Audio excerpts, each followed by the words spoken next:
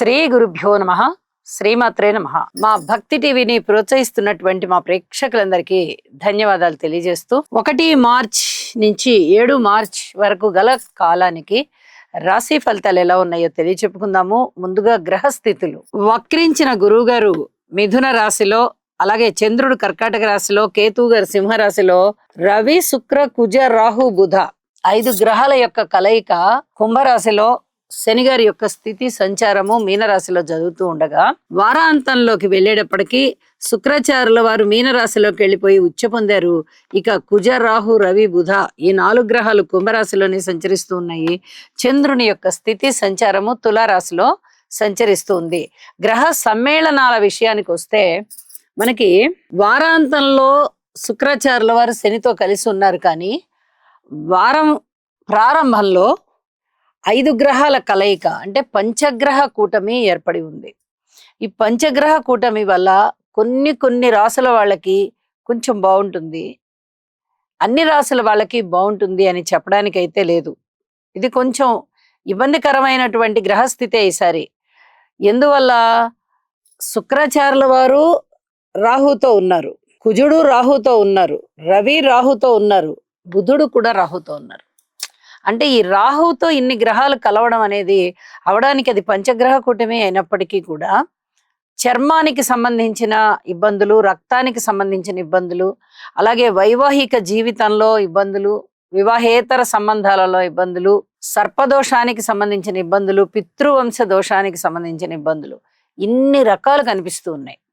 మరి ఇన్ని రకాలు ఉన్నాయి కదండి, మరి అన్ని పనిచేస్తాయా మనిషి మీద అంటే, ఎవరి జన్మ జాతకంలో అయితే శుక్ర రాహువుల కలయిక లేదా దృష్టి, రవి రాహువుల యొక్క కలయిక లేదా దృష్టి, కుజరాహుల యొక్క కలయిక లేదా దృష్టి, బుధ రాహువుల యొక్క కలయిక లేదా దృష్టి జరుగుతూ ఉన్నదో వాళ్ళు పరిహారాలు చేసుకుని ఉంటారు.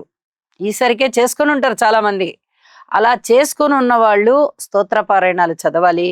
ఇప్పటి వరకు ఏ పరిహారాలు చేసుకోని వాళ్ళు ఇప్పుడు పరిహారాలు చేసుకుంటూ ఈ పరిహారాలు చదవండి, పఠించండి. ఇది చాలా చెప్పదగినటువంటి సూచన. పితృవంశ దోషాలు కానీ, సర్పదోషం కానీ, ఈ శుక్రరాహువుల కలయికకి సంబంధించిన దోషం కానీ, ఈ బుధరాహువులు కానీ, ఇక బుధరాహువులు అయితే చెప్పనే అక్కర్లేదు. నపుంసకత్వం అని చెప్పి ఒక పదాన్ని మనం చెప్తూ ఉంటాం. శరీరానికి సామర్థ్యం లేకపోయినట్లయితే, బలం లేకపోయినట్టయితే దాన్ని మనము ఆ పదంతో వాడుతూ ఉంటాము. ఈ బుధరాహుల కలయిక అలాంటి స్థితిని చూపిస్తూ ఉంటుంది. అలాగే శుక్రరాహుల కలయిక కూడా అంతే.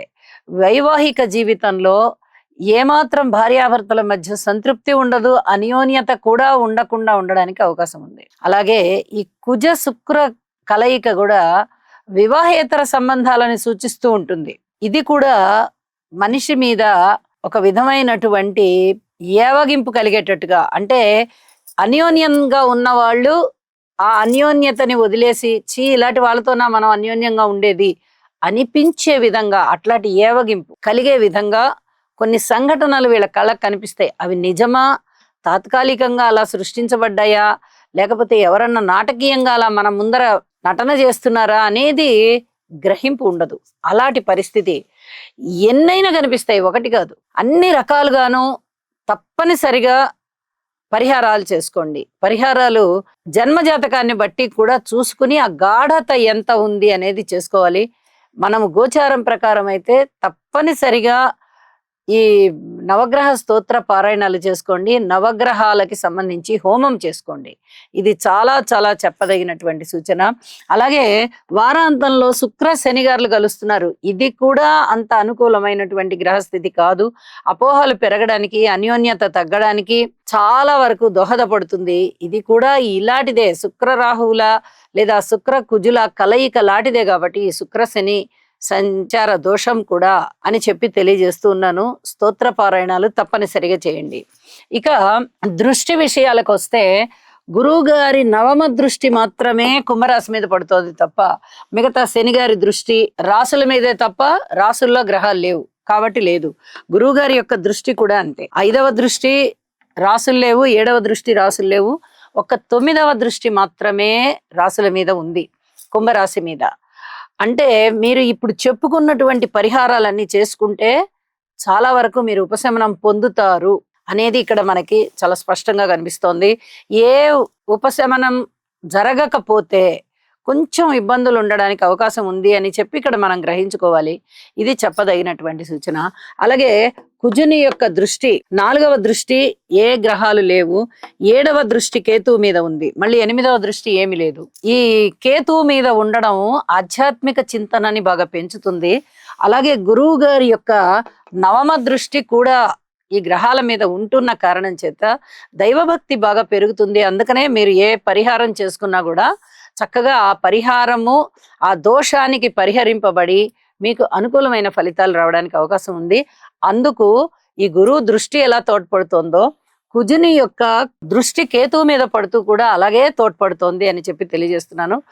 సర్వస్య శరణాగతి పొందండి, ఇష్ట దైవాన్ని ప్రార్థించండి, దైవభక్తి మిమ్మల్ని చాలా బాగా కాపాడుతుంది అని తెలియచేయడానికి ఈ వారం గ్రహస్థితులు చాలా ఉన్నాయి. ఎటువంటి సమస్యలకైనా చక్కటి పరిష్కారాలు ఉన్నాయి. ఆ పరిష్కారాలు పాటించండి, పరిహారాలు చేసుకోండి. ఇక సంతోష జీవనాన్ని ప్రారంభిస్తూ ముందరికి తీసుకుని వెళ్ళండి. ఇప్పుడు రాసుల్లోకి వెళ్దాము. మేషరాశి వారికి లాభస్థానంలో ఉన్నటువంటి 5 గ్రహాల యొక్క కలయిక చాలా మేలు చేస్తుంది. 5 గ్రహాల సంచారము చాలా మేలు చేస్తుంది. 5 గ్రహాల కలయిక మీరు పరిహారాలు చేసుకోవాలి అని చెప్పి సూచిస్తోంది. అయితే నేను పరిహారాలు చెప్పి ఉన్నాను, ఏమేమి చదువుకోవాలి, ఏమేమి చేసుకోవాలి అనేది. అవి తప్పనిసరిగా పాటించండి. అలాగే ధనము విషయంలో ఖచ్చితంగా మీకు ధనము పెరిగేటటువంటి పరిస్థితి కనిపిస్తుంది. అన్నదమ్ముల యొక్క సహాయ సహకారం కనిపిస్తుంది. మాతృవర్గ రీత్యా కొంచెం అనుకూల ఫలితాలు ఉంటాయి. విద్యార్థులకు బాగుంటుంది, స్త్రీలకు బాగుంటుంది, వ్యవసాయదారులకి బాగుంటుంది.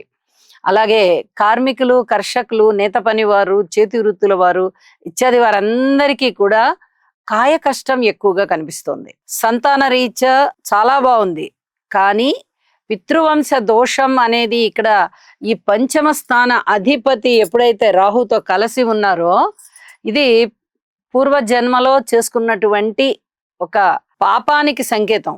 కాకపోతే అది రవి రాహువులతో కూడి ఉంది కాబట్టి పితృవర్గంలోని వారు తాతగారు, తాతగారి తండ్రి గారు, ఆ తండ్రి గారి తండ్రి గారు, ఆ తండ్రి గారి తండ్రి గారు, ఇలాగ ఆ వంశంలో వచ్చినటువంటి దోషం ఏదన్నా మీకు ఉండి ఉండవచ్చు అని చెప్పి సూచిస్తోంది. ఇది జన్మ జాతకంలో ఉన్నప్పుడు మాత్రమే మీ జాతకంలో కన్ఫర్మ్ అవుతుంది. ఇది గోచారంలో ఉంది కాబట్టి జన్మ జాతకంలో లేనట్లయితే కేవలం గోచారంలోనే ఉంది కాబట్టి ఓన్లీ రవి రాహు పరిహారాలు చేసుకోండి. ఇది చాలా చాలా చెప్పదగినటువంటి సూచనగా తెలియజేస్తున్నాను. అలాగే భార్యాభర్తల మధ్య అన్యోన్యత విషయంలో ఎట్టి పరిస్థితుల్లో జాగ్రత్తగా ఉండాలి. దూర ప్రాంత ప్రయాణాల విషయంలో కూడా జాగ్రత్తగా ఉండాలి. అతి కోరికలు ఏవి పెట్టుకోకూడదు. మన స్థాయికి మించినటువంటి కోరిక మనం పెట్టేసుకుని ఈ అంబిషన్ని నేను ఎలా అయినా తీర్చుకోవాలి అనేది ఇప్పుడు ఈ సమయంలో అంత పనికిరాదు. సంకల్ప బలం అనేది అంత గొప్పగా ఉండదు. అలాగే ఏలినాటి శని జరుగుతుంది కాబట్టి శని గారికి స్తోత్ర పారాయణాలు చేసుకోండి, హనుమాన్ చాలీసా చదవండి. ఇది చాలా చెప్పదగినటువంటి సూచనగా తెలియజేస్తూ ఉన్నాను. వీలైతే కొన్ని నల్ల నువ్వులు దానం ఇవ్వండి. అలాగే కంటికి సంబంధించిన ఇబ్బందులు ఏమన్నా ఉండడానికి అవకాశం ఉంది. కుటుంబంలో చిన్నపాటి ఇబ్బందులు ఉండేటటువంటి అవకాశం ఉంది. ఏదైనా మొండి బాకీలు ఏవైతే ఉన్నాయో అవి మీరు వసూలు చేసుకోవడం అనేది కొంచెం కష్టమయ్యేటటువంటి పరిస్థితి కనిపిస్తోంది. ఓర్పుగా నిదానంగా వసూలు చేసుకోవాలి అలాంటివన్నీను. ఆదాయం పెరిగే విషయంలో మీరు చాలా కష్టపడవలసి వస్తుంది. లాభాల బాటలో ఉన్నారు కదా, మరి లాభాలు వస్తాయి కదా అన్ని విషయాలలోనూ అని మొట్టమొదటి చెప్పుకున్నాం మనం. మరి ఇక్కడ చూస్తే ఇలాగా శనిగారి వల్ల అంత పూర్తిగా లాభాలు వచ్చేటట్టుగా కనిపించట్లేదు. అంటే ఇక్కడ పరస్పర విభిన్నమైనటువంటి విషయాలు ఎప్పుడైతే మీకు కనిపిస్తూ ఉన్నాయో పరిహారాలు చేసుకోవడం ద్వారా చాలా వరకు ఈ సమస్యని పరిష్కరించుకోవచ్చు అని మరీ తెలియచెప్పడం జరుగుతోంది. వారాంతంలోకి వెళ్ళేటప్పటికీ శుక్రాచార్యుల వారి యొక్క స్థితి వ్యయస్థానంలోకి వచ్చింది. ఆభరణాలు భద్రపరుచుకోండి, విలువైన డాక్యుమెంట్స్ ని భద్రపరుచుకోండి. ఇవన్నీ కూడా చాలా చెప్పదగినటువంటి సూచన. ఓర్పు కలిగి ఉండండి. అలాగే ఈ వివాహేతర సంబంధాల విషయంలో అది జాగ్రత్తగా ఉండండి. జాగ్రత్తలతో కూడి ఉంటూ పరిహారాలు చేసుకుంటూ ఉన్నట్టయితే ఈ వారం అంతా కూడా మీకు సుఖంగా గడిచిపోతుంది అని చెప్తూ ఉన్నాను. జాగ్రత్తగా చూసుకుని చేసుకోండి అని చెప్పి మరొకసారి గుర్తు చేస్తూ తెలియజేస్తూ శుభం.